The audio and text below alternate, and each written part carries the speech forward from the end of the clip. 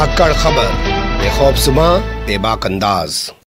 धाकड़ खबर के news room से मैं आपके साथ हूं अकरम रईस खान। अगर आपको लोगों पर लंबे समय तक राज करना है, उनको अपना गुलाम बना के रखना है, तो धर्म के आधार पर उनको भक्त बना दीजिए, क्योंकि जब वो भक्त बन जाएंगे तो वो कुछ सोच समझ नहीं पाएंगे। ये बात मैं क्यों कह रहा हूं, इसकी पहले एक दलील आपके सामने रखता हूं और फिर बताऊंगा आपको कि किस तरीके से लोगों को फिर से एक बार धर्म की आड़ लेकर गुलाम यानी कि भक्त बनाने की कोशिश की जा रही है।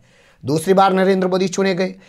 आरिफ मोहम्मद खान जो कांग्रेस सरकार में मंत्री थे, उनके एक बयान को लेकर हंगामा मचने लगा कि साहब उनको नरसिम्हा राव ने धमकाया और कहा कि अगर मुसलमान गंदी नाली के कीड़े हैं और वो गंदी नाली में रहते हैं तो हमने कोई ठेका लिया है कि उनको सुधारने का।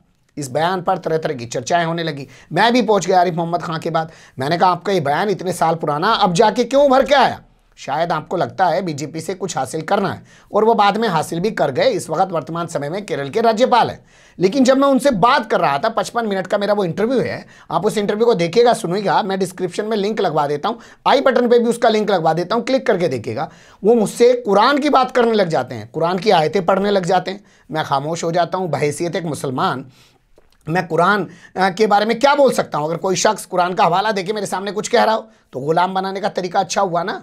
धर्म का नाम लीजिए, सामने वाले की ज़बान खामोश हो जाएगी। यही हिंदू धर्म में कहा जा रहा है, ये देखिए, वो सामने खामोश हो जाता है। जैसा मैंने आपको पहले भी बताया, आज फिर से बता रहा हूँ, मुझे अपना बचपन याद आता है जब रामलीला शुरू होती थी, रामायण शुरू होती थी टीवी पे। तो उस वक्त हमारे मोहल्ले में जो तमाम हिंदू बस्ती थी, टीचर्स कॉलोनी थी, 2-3 घर ही मुस्लिमों के थे। हम उन्हीं के घर में जाकर टीवी देखते थे। हमारे यहाँ टीवी भी नहीं था, धूप बत्ती जला दी जाती थी जी। और जैसे ही राम का रोल अदा करने वाले जो एक्टर थे वो अवतरित होते थे टीवी पे, वैसे ही लोग ऐसे उनको नमन करते थे। तो ये जानते हैं, इसलिए तमाम आजकल ऐसी तस्वीरें उभारी जा रही हैं। लेकिन अब जो इतनी तमहीद, इतनी भूमिका बांधी है, उसके पीछे क्या खबर है वो आपके सामने रखने जा रहा हूँ। लेकिन उससे पहले आपको ये समझ लेना चाहिए तमाम चीज़ें पैदा क्यों हुई हैं, वहाँ से शायद ज़्यादा बेहतर होगा।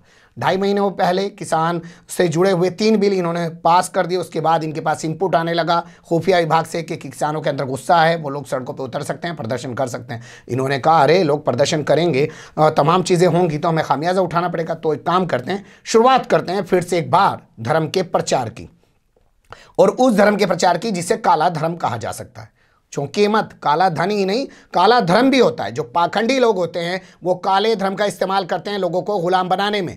जो अच्छे लोग होते हैं वो धर्म के जरिए लोगों में प्यार मोहब्बत फैलाते हैं, चाहे किसी भी धर्म के हो, क्योंकि मजहब नहीं सिखाता आपस में बैर रखना। हिंदी हैं हम, वतन का हिंदुस्तान हमारा। ये जो लोग आज तोड़ फोड़ करने में नपे तुले हुए हैं, ये काला धर्म का प्रयोग कर रहे हैं। कैसे कैसे होता है? सबसे पहले पूजा पाठ की तस्वीरें, कभी आदित्यनाथ योगी की, कभी नरेंद्र मोदी की, कि वो यहाँ मंदिर जा रहे हैं, वो वहाँ मंदिर जा रही है, तमाम तस्वीरें दिखाई जाने लगती हैं। अयोध्या में देखिए इतने दीप जलाए जाने लगते हैं, ये किया जाने लगता है, और तो और तमाम तरीके की चीज़ें प्रचारित प्रसादित करते हुए लव जिहाद का मामला शुरू कर दिया जाता है। कहा जाता है साहब देखिए हमारी हिंदू बेटियां सुरक्षित नहीं हैं, ये मुल्लान के बच्चे आते हैं और हमारी बेटियों को उठा के ले जाते हैं, उनका धर्म परिवर्तन करा देते हैं, उनको प्यार में फंसा लेते हैं, उनका नाम बदल देते हैं। ये एक एजेंडा लाया गया। ये भी काम नहीं आया तो इसके जाके आगे अब शुरू कर दिया है शहरों के नाम बदलने का फिर से सिलसिला।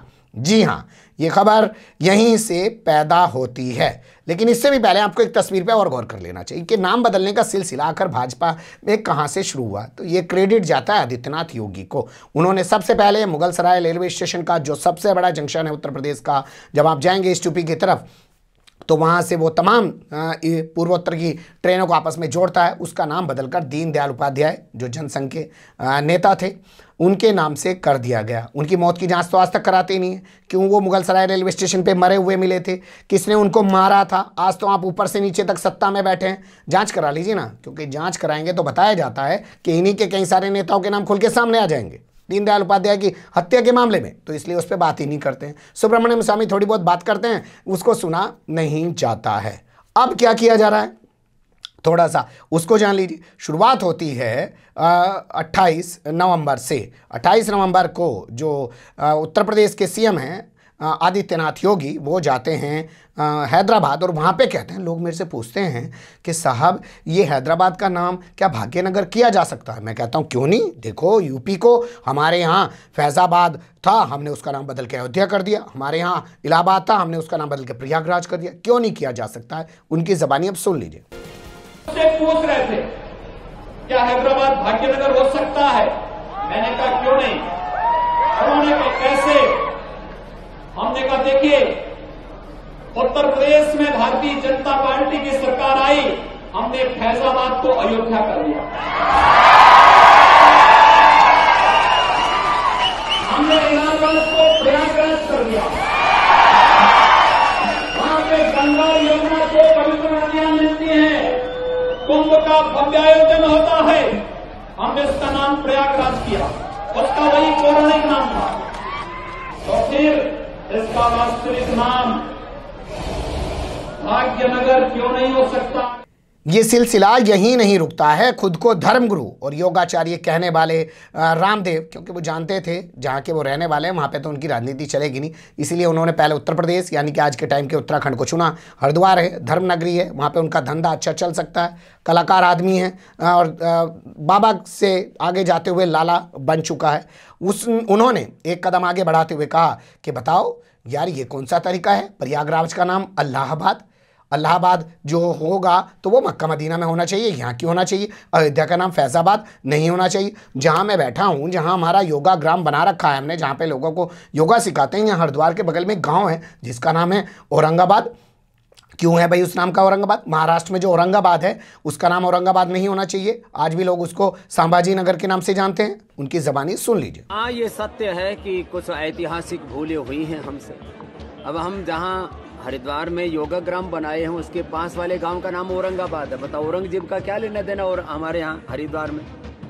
हमारे तीर्थों के नाम प्रयागराज का नाम इलाहाबाद, यार क्या लेना अल्लाह का? भाई ठीक है, अल्लाह वो मक्का मदीना में वो अपना नाम रखें, अच्छी बात है।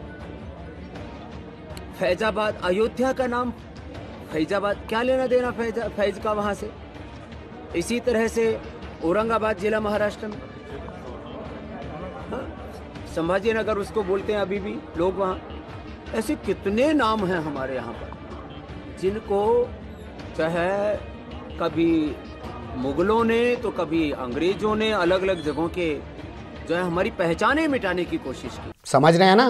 पहले वहाँ से फिर यहाँ से और इसके बाद अब देखिएगा 2-4 दिन बाद अखिल भारतीय अखाड़ा परिषद, विश्व हिंदू परिषद, अलाना फलाना सब लोग इस तरीके की बातें करने ले आएंगे, क्योंकि किसानों के माथे पे सरकार घिरी पड़ी है और इसे पता है धर्म का चश्मा लगा के ही, अधर्म वाला जो धर्म का चश्मा है वो लगा के ही ये लोगों को गुलाम बना सकते हैं। अब इस क्रम में जो है मध्य प्रदेश जो है वो सबसे आगे चला गया है। वैसे आप जानते ही हैं आसाम में मदरसे बंद की बात हुई, मध्य प्रदेश में वहाँ की एक महिला मंत्री उषा ठाकुर वो आ गई, उसने तो सबसे ज़्यादा जहर उगला। उसने तो 4 कदम आगे जाके कहा कि पूरे देश में मदरसे बंद होने चाहिए।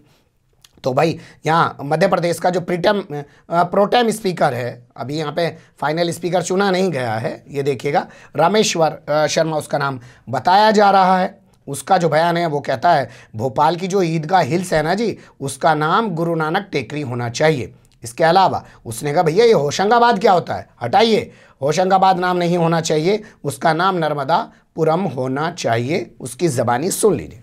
होशंगाबाद जो है, होशंग शाह एक लुटेरा था, लुटेरे ने आकर उस नगरी पर हमला किया, उसको तोड़ा, उसको ध्वस्त किए, मंदिर तोड़े, और इसलिए हम उसके नाम से क्यों, उसे हमने नर्मदापुरम कहा है, नर्मदापुरम संभाग बनाया मध्य प्रदेश सरकार ने, और इसलिए होशंगाबाद को भी नर्मदापुरम के नाम से ही जाना चाहिए। नर्मदापुरम पहले होशंगाबाद नहीं था, नर्मदापुरम ही था। नर्मदा के तट पर बसा हुआ नगर को नर्मदापुरम ही कहा जाता था, तो नर्मदापुरम कह रहे हैं। जिनने होशंगाबाद बनाया है, होशंग शाह से जाके पूछो, लुटेरे से, हमसे तो नहीं। गुरु नानक टेकरी के नाम से जाना जाता है। 500 साल पहले गुरु नानक वहां पर आए, 500 साल पहले ईदगाह नहीं थी, 500 साल पहले वह मकान नहीं थे, इसलिए गुरु नानक टेकरी के नाम से ईदगाह जाना चाहिए, ना कि ईदगाह के नाम से जाना चाहिए।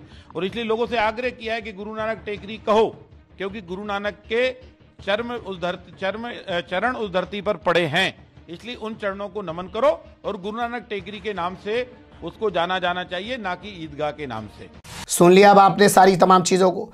एक चीज़ गौर कीजिएगा, अगर सोच सकते हैं ना, सोचने हैं तो भक्त बनना आसान है, उसमें कुछ करना तो पड़ता नहीं है। जैसे मैं अक्सर कहता हूँ, देश में 2 लोग हमेशा बड़े खुश रहते हैं। एक तो मजदूर तबका, शाम को आया मजदूरी करके 400 रुपये लिए, हो सकता है 50 रुपये का कहीं से पौवा लिया, लगाया, पैर फैला के सो गया, क्योंकि सोचना तो कुछ है नहीं दिमाग से। सुबह को जाना है, मालिक का तसला, मालिक का फावला, मालिक की बीड़ी, मालिक की चाय, मेहनत करनी और शाम को 400 लेके आ जाने। या दूसरा तबका जो टॉप क्लास पे बैठा है, अरबों खरबोपति है, जिसे ये नहीं पता कि कितनी कमाई आ रही है, उसे तो लुटाने खर्च करने में भी सोचना पड़ता है कि कहाँ खर्च करूँ। अरे यार 6 महीने हो गए, गाड़ी बदल देता हूँ, चलो टीवी है घर का बदल देता हूँ, फर्नीचर बदल देता हूँ, चलो कोई विदेश यात्रा घुमाते हैं। ये 2 ही लोग तो मज़े कर रहे हैं पूरे देश के अंदर, इसके अलावा तो तमाम लोग दुखी ही हैं। लेकिन सोचना आपको चाहिए कि ये सब चीज़ें हो क्यों रही है और इसी वक्त क्यों हो रही हैं जब ये किसानों के मुद्दे पर घिरे हुए हैं।